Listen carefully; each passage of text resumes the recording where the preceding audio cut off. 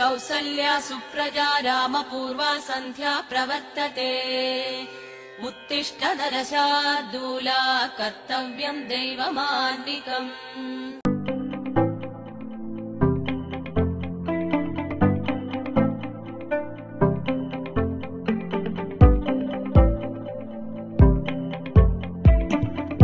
ಒಂದು ಬಾಣಲೆಗೆ 1 ಚಮಚ ಜೀರಿಗೆ, 3 ಚಮಚ ಸಕ್ಕರೆ, 4 ಸಿಪ್ಪೆ ಸುಲಿದ ಮೈಸೂರು ಬಾಳೆಹಣ್ಣು, 1 ಬೌಲ್ ಗಟ್ಟಿ ಮೊಸರು, 2 ಬೌಲ್ ಮೈದಾ ಹಿಟ್ಟು, ರುಚಿಗೆ ತಕ್ಕಷ್ಟು ಉಪ್ಪು ಹಾಕಿ ಎಲ್ಲವನ್ನು ಚೆನ್ನಾಗಿ ಕಲಸುವುದು.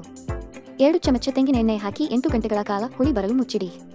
ಹುಳಿ ಬಂದ ಹಿಟ್ಟನ್ನು ಚೆನ್ನಾಗಿ ಕಲಸಿ ಮಧ್ಯಮ ಗಾತ್ರದ ಉಂಡೆಯನ್ನು ಮಾಡಿ ಉಂಡೆಯನ್ನು ಚೂರು ಮೈದಾ ಹುಡಿ ಹಾಕಿ ದಪ್ಪಕ್ಕೆ ಲಟ್ಟಿಸಿಕೊಳ್ಳಿ. ಒಂದು ಬಾಣಲೆಗೆ ಬೇಕಾದಷ್ಟು ತೆಂಗಿನ ಎಣ್ಣೆ ಹಾಕಿ ಕಾದ ನಂತರ ಲಟ್ಟಿಸಿದ ಹಿಟ್ಟನ್ನು ಎಣ್ಣೆಗೆ ಹಾಕಿ ಕಾಯಿಸಬೇಕು. ರುಚಿಯಾದ ಮಂಗಳೂರು ಬನ್ಸ್ ರೆಡಿ.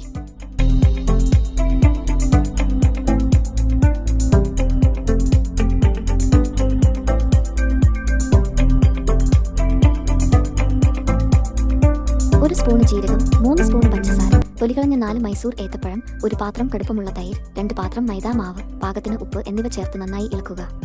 2 സ്പൂൺ വെളിച്ചെണ്ണ ചേർത്ത് 8 മണിക്കൂർ മൂടി വെക്കുക. പുളിപ്പിച്ച മാവ് നന്നായി യോജിപ്പിച്ച് ഇടത്തരം വലിപ്പമുള്ള ഒരു ഉരുള ഉണ്ടാക്കുക.